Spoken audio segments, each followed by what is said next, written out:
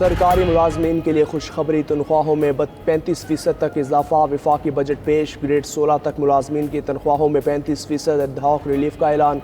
Grade 17 سے 22 تک کے ملازمین کی تنخواہیں 23% بڑھائی گئیں۔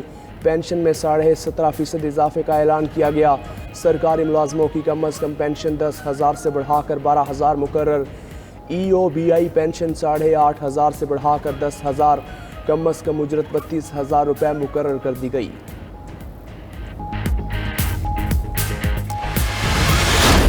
مالی سال 2023-24 کا وفاقی بجٹ پیش، حجم 14,460 ارب روپے سے زائد۔ بجٹ میں مالیاتی خسارہ 7.7% متوقع۔ ٹیکس وصولیوں کا ہدف 9,200 ارب، نان ٹیکس آمدن کا ٹارگٹ 2,963 ارب مقرر۔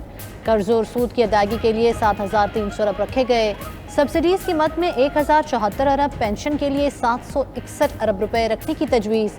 وفاقی ترقیاتی بجٹ 950 ارب، دفاعی بجٹ 1,804 ارب روپے رکھنے کی تجویز دی گئی۔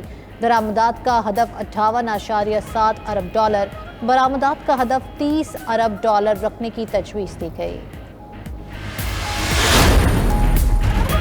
صنعتوں پر نیا ٹیکس نہیں لگے گا، زرعی شعبے کے لیے کئی مراعات کا اعلان۔ وزیر خزانہ اسحاق ڈار کی قومی اسمبلی میں بجٹ تقریر، کہا زرعی قرضوں کی حد کو 1,800 ارب سے بڑھا کر 2,250 ارب روپے کیا جا رہا ہے۔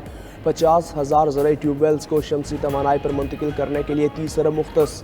وزیر اعظم یوتھ بزنس اور زرعی قرض کے لیے 10 ارب سبسڈی دی جائے گی۔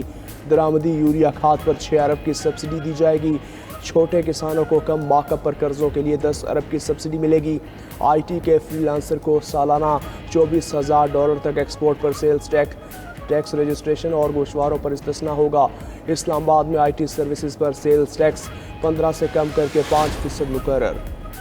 خوردنی تیل، سولر پینل، بیٹری، انورٹر اور مختلف قسم کی مشینری سستی ہوں گی۔ تمام ضروری اشیاء پر درآمدی ڈیوٹی نہ بڑھانے اور بعض پر کم کرنے کا فیصلہ۔ فائنانس بل 2023-24 کے اہم نکات، کوکنگ آئل اور خوردنی تیل پر سیلز ٹیکس ختم کرنے کا فیصلہ۔ قرآن پاک کی طواف کے درآمدی کاغذ پر ڈیوٹی ختم۔ سولر پینل کے خام مال، مشینری، بیٹری، انورٹر پر کسٹمز ڈیوٹی بھی ختم کرنے کا فیصلہ۔ ڈائپر، تھنر، پولی ایسٹر، ٹیکسٹائل کے خام مال پر ڈیوٹی ختم۔ کاروبار میں آسانی اور تجارتی سہولیات بڑھانے کا فیصلہ۔ قبائلی اضلاع کے لیے مشینری کی درآمد پر ٹیکس چھوٹ میں توسیع۔ معدنیات اور رائس ملز کی درآمدی مشینری پر ڈیوٹی ختم۔ ذائقہ دار پاؤڈر اور ایرانی ادویات کی درآمد پر بھی ڈیوٹی کا خاتمہ۔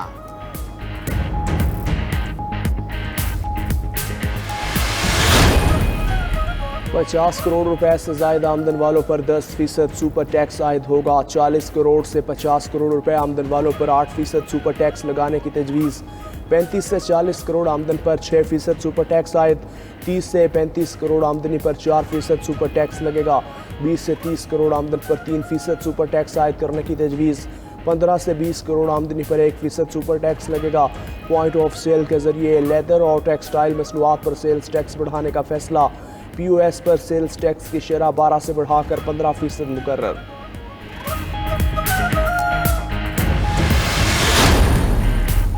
بجٹ میں 200 ارب روپے کے اضافی ٹیکسز عائد کیے گئے ہیں۔ چیئرمین FBR عاصم احمد کی نیوز کانفرنس، بولے 175 ارب روپے کے براہ راست ٹیکس لگائے گئے۔ 25 ارب روپے کے بالواسطہ ٹیکس لگانے کا فیصلہ کیا۔ غیر ممالک میں debit credit cards non filers پر 10% ود ہولڈنگ ٹیکس عائد ہوگا۔ فائلرز پر 5% ٹیکس عائد کیا جائے گا۔ بینکوں سے کیش رقم نکلوانے پر نان فائلرز پر 6% ٹیکس لگانے کی تجویز۔ 1300 cc سے زائد کی ایشیائی گاڑیوں کی درآمد پر مقرر حد ختم کر دی گئی۔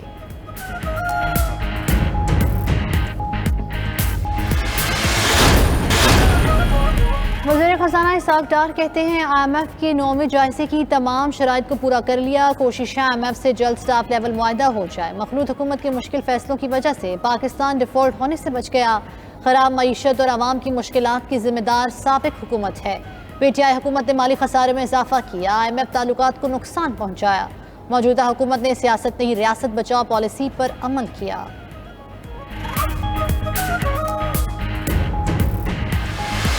اور سیلاب سے معیشت کو نقصان ہوا۔ وزیر اعظم شہباز شریف کا بجٹ کی منظوری کے موقع پر کابینہ اجلاس سے خطاب، کہتے ہیں IMF سے ابھی تک معاہدہ نہیں ہو سکا، لیکن معاہدے میں کوئی رکاوٹ باقی نہیں۔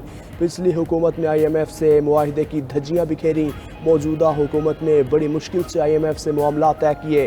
عوام کی مشکلات کا احساس ہے، IMF کی تمام شرائط کو منوعاً تسلیم کر لیا۔ سعودی عرب اور UAE نے ہاتھ تھاما، $3 ارب کی مدد کی۔ چین کی سپورٹ انتہائی مددگار ثابت ہوئی۔ پچھلے مہینے کرنٹ خسارے میں بہتری آئی۔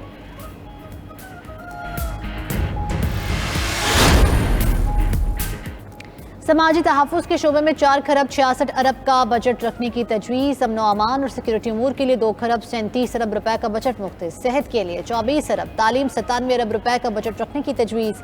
سبسڈی کا حجم 1300 ارب روپے ہوگا۔ سب سے زیادہ سبسڈی توانائی کے شعبے کے لیے 974 ارب رکھی گئی۔ بے نظیر انکم سپورٹ پروگرام کے لیے بجٹ میں 430 ارب روپے مختص کیے گئے۔ پیٹرولیم لیوی 50 سے بڑھا کر 60 روپے فی لیٹر کرنے کی تجویز۔ 870 ارب روپے حاصل ہونے کا تخمینہ۔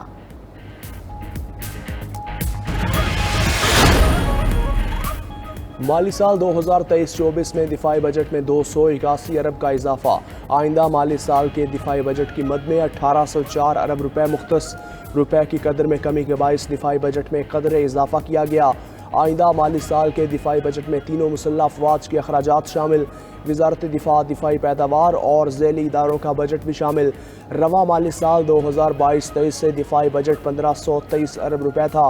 رواں مالی سال مسلح افواج نے قومی بچت مہم کے تحت کئی اخراجات میں کمی کی۔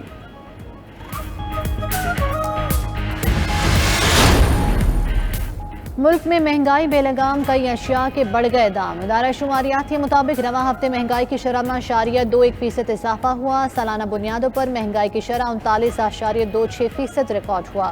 22,000 ماہانہ سے کم آمدن والوں کے لیے مہنگائی 41.06% رہی۔ آلو، پیاز، چکن، ٹماٹر، لہسن، دال، ماس، چینی، واشنگ سوپ مہنگا۔ بیف، مٹن، دودھ، دہی، گڑ، چائے، چاول کی قیمتیں بڑھیں۔ LPG، دالیں، آٹا، انڈے اور کوکنگ آئل سمیت 10 اشیاء سستی ہوئیں۔ 20 اشیاء ضروریہ کی قیمتوں میں استحکام رہا۔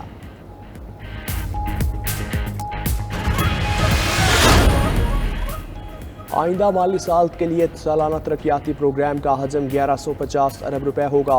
آبی ذخائر اور شعبہ آب کے لیے 99 ارب، انفراسٹرکچر کے لیے 491 ارب مختص، شعبہ توانائی کے لیے 86 ارب، ٹرانسپورٹ اور کمیونیکیشن کی ترقی کے لیے 263 ارب مختص، فزیکل پلاننگ اور تعمیرات کے لیے 41 ارب، سماجی شعبے کے لیے 241 ارب رکھے گئے۔ صحت کے لیے 22 ارب، تعلیم اور اعلیٰ تعلیم کے لیے 81 ارب روپے مختص ہوں گے۔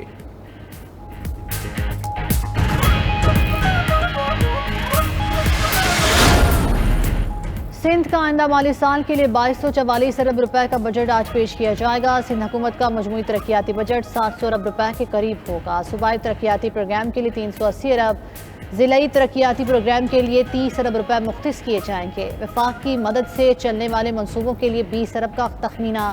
غیر ملکی امداد سے چلنے والے منصوبوں کا بجٹ 263 ارب سے زائد رکھنے کی تجویز۔ سرکاری عمارتوں کو سولر پر منتقل کرنے کا منصوبہ شامل۔ 8700 ملین روپے مختص۔ پری فیبریکیٹ 5 انگلش میڈیم سکولز کی تعمیر بھی بجٹ کا حصہ۔ پاناما کا معاملہ کچھ اور ہی تھا۔ 436 افراد میں سے ایک خاندان پر کیس چلایا گیا۔ Supreme court Panama scandal case سے نواز شریف کا مقدمہ الگ کرانے پر برہم۔ 7 سال سے معاملہ عدالت میں ہے۔ کیا اس وقت صرف ایک فیملی کے خلاف کیس چلانا مقصد تھا؟